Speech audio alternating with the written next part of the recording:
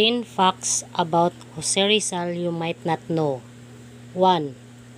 Jose Protasio Rizal Mercado y Alonso Realunda, the full name of our national hero, or must we know as Jose Rizal. 2. Jose adopted the surname Rizal at the Ateneo because their family name Mercado had come under suspicion of the Spanish authorities. 3. The woman in the life of Jose Rizal. The first love was Segunda Katigbak, a pretty girl 14 years old. Miss L. described her as a fair with seductive and attractive eyes. Leonor Orang Valenzuela, as a tall girl with a regal bearing, he sent her love notes written in visible ink, which consist of salt and water. Leonor Rivera, as a frail, pretty girl, tender as a body flower with kindly wistful eyes. They became engaged. In her letters to Rizal, Leonor signed her name as Times to camouflage their intimate relationship from their parents and friends because they are relatives. Vicenta Y. Bardolaza, who skillfully played the harp, they met in Pakil. 4. Chess Players Club. On February 3, 1886, he arrived in Heidelberg. Rizal was a good chess player, so the students in University of Heidelberg made him a member of a chess players club. 5. To the flowers of Heidelberg. In the spring of 1886, Rizal was fascinated by the blooming flowers along the cool banks of the Neckar River.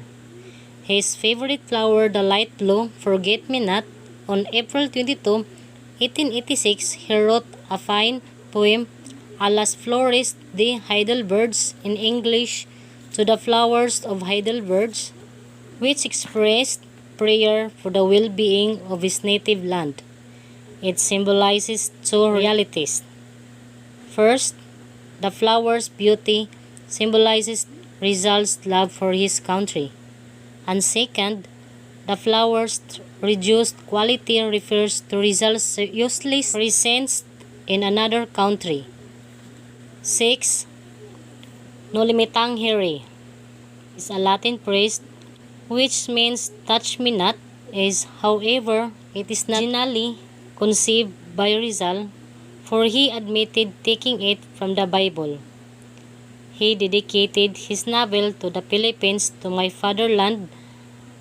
The novel contains 63 chapters, not included the whole chapter of Elias and Salome, by cause of printing expenses.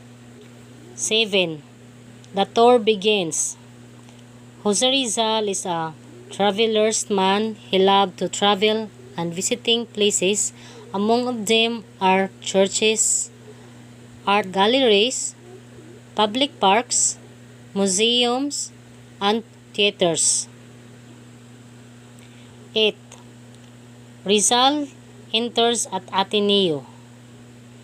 A college registrar of Ateneo Municipal refused to admit Jose because he was late for registration and he was sickly undersized for his age, 11 years old, but by the help of Manuel Ceres Burgos, he admitted at Ateneo. Rizal's first year in Ateneo. He was placed at the bottom of the class since he was a newcomer and knows little Spanish. He was an externo or Carthaginians, but at the end of the month, he became emperor of his empire.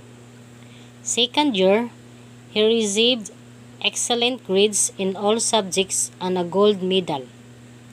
He loved reading, and the first favorite novel of Rizal was The Count of Monte Cristo by Alexandre Dumas, which made a deep impression on him. Third year in Ateneo, his mother was released from prison. Previous year, Rizal did not make an excellent showing in his studies. He failed to win the medal in Spanish because his spoken was not fluently sonorous. Fourth year, Rizal became an interno in the Ateneo. He topped all the classmates in all subjects and won 5 medals at the end of the school term. Last year in Ateneo, Rizal most brilliant Atenean of his time and was truly the pride of the Jesuits graduates with highest honor. Received from his alma mater Ateneo Municipal the degree of Bachelor of Arts with highest honors. 9. Sculptural works in Ateneo. Jose Rizal was carved an image of the Virgin Mary on a piece of batikuling with the use of this pocket knife. 10. Rizal's life in University of Santo Tomas. When Rizal was a freshman medical student at the University of Santo Tomas, he got his first taste of Spanish brutality. One dark night in Calamba, during his summer vacation in 1880, he was walking in the street. He dimly perceived the figure of a man while passing him. Not knowing the person due to darkness, he did not salute or say a courteous good evening. The Vajju figure was a lieutenant of the Guardia Civil. He turned upon Rizal, whipped out a sword, and brutally slashed the latter of the back. After that incident, Jose Rizal could not obtain justice because he was an Indio and the Governor General of the Philippines at that time was a Spaniard also. That's all and thank you.